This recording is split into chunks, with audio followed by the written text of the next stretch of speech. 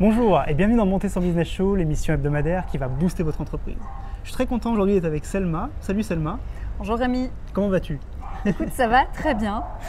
Aujourd'hui, on va parler d'échecs, de réussite dans l'entrepreneuriat et on va essayer de parler de ce sujet parce que je trouve que c'est assez intéressant de voir que dans les deux cas, il peut y avoir des problèmes qui vont se poser pour vous et j'aimerais vous aider et y répondre aujourd'hui. C'est parti.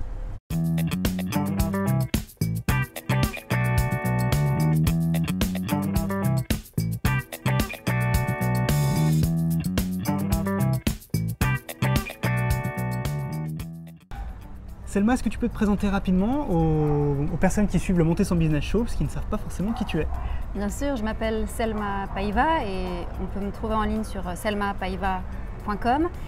Et ce que je fais, c'est que j'aide les entrepreneurs qui sont en activité à passer à l'étape d'après avec des stratégies progressives, essentiellement des stratégies de contenu, donc au niveau de leur blog et de leur mailing list.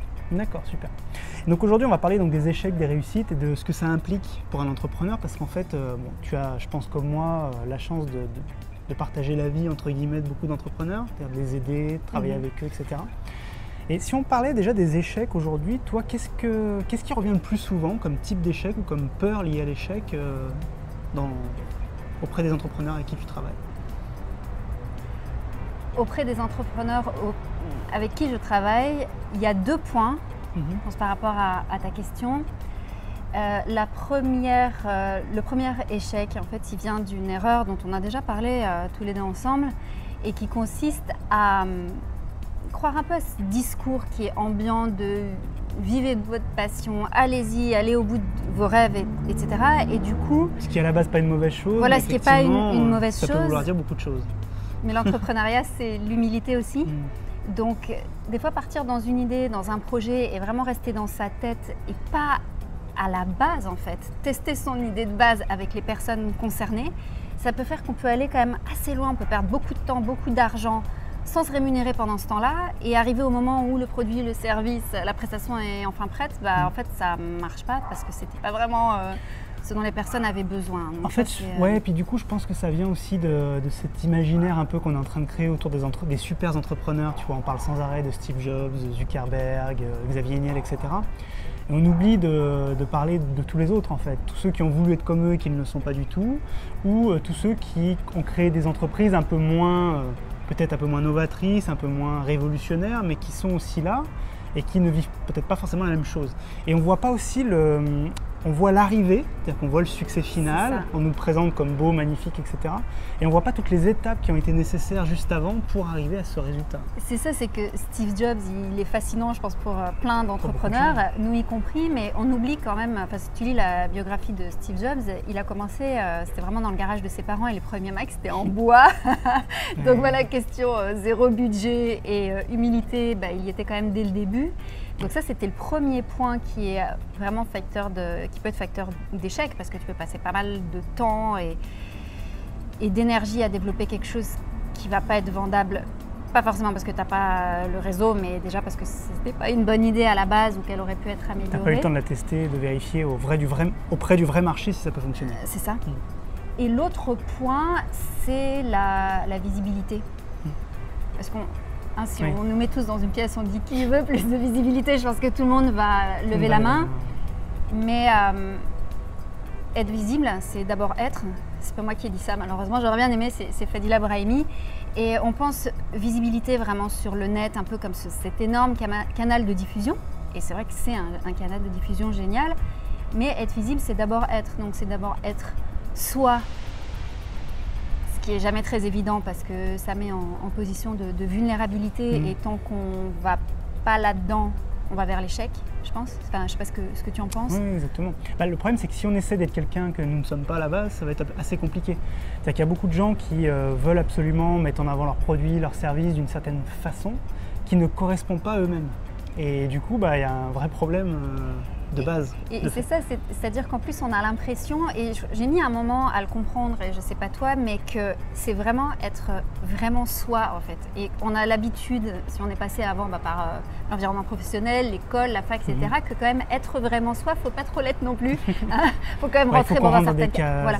Mais en tant qu'entrepreneur, on peut vraiment être la version pro de soi, bien sûr. on va respecter un minimum les gens en ligne. Mais tu vois, là, je travaillais avec une cliente justement la semaine dernière et je lui disais, dis-moi, qu'est-ce qu'il y a de bizarre chez toi en fait? Dis-moi ce qu'il y a de bizarre, parce qu'il n'y a aucun jugement, mais par contre, là-dedans, on va prendre des indices et c'est ça avec quoi on va faire en fait ton image de marque.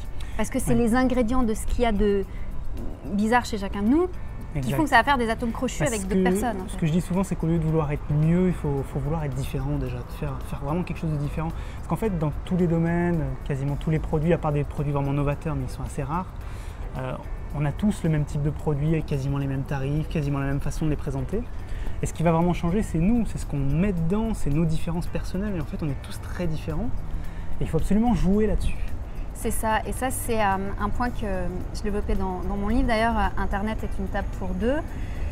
Pour dire, de toute façon, franchement, depuis que l'homme est sur Terre, tout a déjà été fait, et en ligne aussi. Et c'est pas grave, enfin c'est pas ni bien ni mal, c'est comme ça. En revanche, la manière qu'on a chacun de nous de faire les choses, celle-là, elle n'a pas encore été faite. L'histoire d'idée est intéressante parce que souvent les entrepreneurs veulent absolument l'idée géniale, le produit parfait, unique. Et ils se fourvoient littéralement là-dedans parce que souvent, du coup, ils n'intéressent personne. Et ça, c'est une vraie problématique qu'on retrouve assez souvent. D'ailleurs, il y a un autre point aussi que je voulais voir qui est assez intéressant, c'est tout ce qui est lié à la culture de l'échec en France et dans les pays latins, on va dire, plus que dans les pays anglo-saxons. C'est qu'on a encore du mal aujourd'hui à se dire, voilà, on peut échouer, c'est pas grave, on pourra recommencer. Et ça, je pense que c'est un vrai problème pour nous. Qu'est-ce que tu en penses ? Je pense que c'est pas pour rien qu'il y a tellement d'entrepreneurs français comme toi et moi qui lisent beaucoup d'ouvrages anglophones. C'est que dans leur mentalité, à eux, alors les Américains, ils ont quand même des bons côtés, c'est qu'on te dit vas-y, échoue rapidement et recommence. Il n'y a pas cette stigmatisation de l'échec. Et le problème, c'est que du coup, dans notre démarche en tant que français francophone, on a très peur de ça. Et le problème, c'est qu'on cherche à l'éviter. Or, on ne peut pas ne pas l'éviter si on veut que ça marche derrière. Ce que je veux dire, c'est, comme on disait tout à l'heure, avant de développer une grosse idée, prendre la version la plus simple, l'amener à quelques personnes, travailler ça avec les clients concernés, les clients potentiels concernés. De façon progressive finalement. Voilà, et améliorer l'idée avec eux, ça implique de se dire, ok, peut-être que mon idée de base, c'est pas la bonne, ou telle quelle, ce sera pas la bonne, et c'est peut-être en échangeant avec les personnes concernées qu'en fait je vais en avoir une meilleure, mais il faut quand même être prêt, être vraiment humble avec ces idées-là et à se dire si ça se trouve, c'est pas une bonne idée et c'est pas évident. Alors souvent il y a des gens peut-être en écoutant ça vont me dire oui mais regardez Henry Ford, Steve Jobs, il disait qu'il fallait pas écouter ses clients, que ça servait strictement à rien. J'adore la phrase d'Henry Ford d'ailleurs là-dessus qui disait si j'avais écouté mes clients j'aurais fait des chevaux plus gros, plus puissants. Des voitures avec plus de chevaux. Et encore, comme tu le disais tout à l'heure, même Steve Jobs, il n'a pas commencé en haut de la montagne. Et Apple, c'est vraiment une compagnie qui écoute énormément ses clients. Mais ce n'est pas parce qu'on écoute ses clients, je pense que c'est capital en tant qu'entrepreneur, que c'est eux qui vont nous dicter quoi faire. C'est-à-dire c'est comme si on a vraiment nos idées, notre expérience, notre personnalité dans une main, on a les clients de l'autre et il ne s'agit pas que ce soit une des deux mains en fait qui gagne. Mais vraiment, on écoute ses clients. On fait en fonction d'eux, mais après on choisit, nous, la réponse à apporter en fonction de nos idées, de la manière dont on a envie de travailler. Exactement. Sur la réussite aussi, parce qu'on parle de la peur de l'échec et de l'échec, mais il y a aussi la réussite et c'est assez intéressant parce qu'il y a beaucoup de gens qui ont du mal à gérer la réussite, c'est-à-dire qu'ils veulent les bons côtés, donc ils sont contents de bien vendre, que leur boîte fonctionne bien et tout, mais n'ont pas forcément conscience ou ne veulent pas des inconvénients qui vont avec, donc peut-être plus de service client, peut-être plus de visibilité, donc plus d'attaques frontales négatives potentiellement. Et ça, je pense que c'est une vraie problématique aussi. Comment on arrive à gérer la réussite de notre projet ? C'est drôle que tu me demandes ça parce que en fait, la première fois que j'ai réussi un projet, j'ai complètement flippé. Et comme je m'y attendais pas du tout, maintenant je sais que c'est classique, mais comme je m'y attendais pas du tout, j'ai mis plusieurs semaines à comprendre quel était le problème. Globalement, quand je me suis lancée, j'ai lancé un produit, j'ai fait plusieurs milliers d'euros dans une semaine. Et après le moment où tu es trop content, ça allait pas du tout. Il y a eu plusieurs semaines après et je comprenais pas ce qui se passait. Et c'est après que j'ai compris en fait qu'une fois que tu réussis, donc tu as atteint une étape, du coup, ça peut faire flipper pour deux raisons. C'est que déjà, il faut continuer à faire bien. Exactement. Ça te met dans la situation de « il faut que je fasse mieux ». Il faut que je fasse mieux, il faut pas que je déçoive, il faut que je continue aussi bien. Et ensuite, quand tu arrives à faire quelque chose, tu deviens visible et tu deviens, comment dire, cible, potentiellement, voilà, à partir du moment où tu fais quelque chose d'intéressant, ça va plaire à des gens, il y a des gens à qui ça va pas plaire. Et c'est là qu'on a beau dire qu'on veut tous de la visibilité, en fait, on voudrait les avantages sans les inconvénients. Ouais, ça pose un vrai problème. Puis il y a aussi le fait, moi je vois beaucoup d'entrepreneurs malheureusement, c'est bien de vouloir effectivement aller plus loin à chaque fois. Il y a un moment où il y a peut-être une limite et certains ne s'en donnent pas. C'est-à-dire que je donne n'importe quoi, je donne un exemple comme ça, voilà, j'ai atteint mes 10 000 premiers euros, donc maintenant je vais vouloir atteindre mes 100 premiers 1000 euros, après mon million, etc. Et ça monte, ça monte, ça monte. Et à un moment je me dis, est-ce que c'est pas dangereux de vivre comme ça et du coup de passer complètement, alors là on va peut-être rentrer un peu dans la philosophie, mais à côté de sa vie finalement, ça peut être problématique. Alors, on pourra en reparler quand j'aurai fait 1 million d'euros parce que je ne suis pas encore là. Mais ça revient vraiment à un livre dont je te parlais tout à l'heure. Et on pourra mettre le lien si tu veux qui s'appelle Le coupeur de diamants, tu sais, la sagesse bouddhiste appliquée au monde des affaires. Mais c'est vraiment très concret et très pragmatique. Et c'est un moine bouddhiste qui est devenu aussi un grand businessman. Donc c'est pour ça que c'est très intéressant et qui explique que justement, en fait, on n'est jamais... un résultat, on a l'impression qu'on va en être satisfait, mais c'est dans la nature humaine de ne pas en être satisfait. Et c'est ça qui est bien aussi, c'est qu'on ne s'arrête pas. Le souci, c'est quand en fait on ne prend pas le temps d'apprécier ce qu'on a. D'apprécier, d'avoir de la gratitude. Et il y a une des toutes premières personnes qui m'avait coachée au début, le premier produit justement que j'avais vendu, elle m'a dit écoute, je veux que tu fasses quelque chose, et je recommande vraiment à toutes les personnes qui te suivent aussi. Pendant le premier jour, et j'avais fait genre une trentaine de ventes la première journée, tu vois, c'était complètement voilà, une super expérience. Elle me dit je veux que tu écrives à toutes les personnes qui t'ont fait confiance. Qui t'ont fait confiance. Il y avait un mail automatique, mais de remerciement, elle m'a dit non, mais je veux vraiment, fais-le, envoie ce mail. Et c'est vrai que du coup, on ressent ces sentiments en fait, tu vois, de joie, de fierté, de gratitude. Et ça te permet de ne pas passer à côté de l'expérience que tu es en train de vivre. Et je pense en tant qu'entrepreneur, de vivre ça et pas tout de suite repasser dans le stress de l'étape d'après. Oui, parce qu'on se dit, c'est vrai que, mais même dans la vie en général, en sortant un petit peu juste, en prenant un peu de hauteur au-dessus de l'entrepreneuriat, c'est vrai qu'on a des fois on a du mal à vivre dans le présent. C'est-à-dire que soit on va penser à ce qui s'est déjà passé, le passé, soit on va penser à ce qui doit arriver, le futur. Et parfois il faut se poser un peu et se dire attends, là j'ai fait des résultats géniaux, il faut que j'en profite.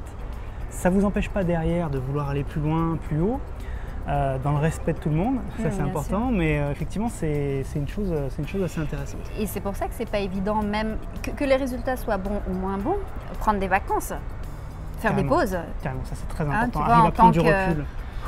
C'est une des choses que les entrepreneurs font moins, je trouve, et je trouve ça assez dingue, alors que c'est pour moi une des trucs les plus importants, c'est d'arriver à prendre du recul.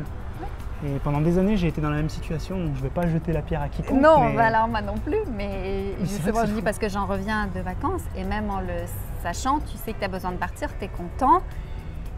Je sais que moi, j'ai toujours besoin quand même d'un certain moment avant de pouvoir, tu vois, vraiment déconnecter, parce qu'on est dans un autre rapport au travail finalement quand on, Bien sûr. a sa boîte.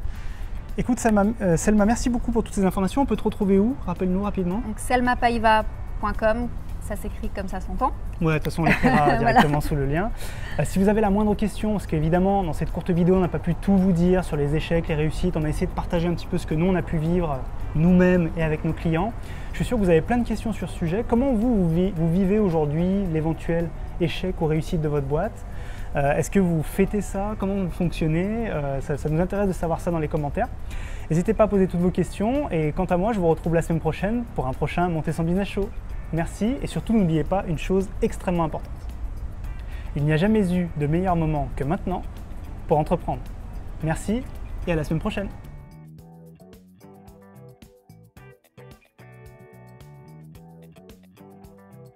Ready?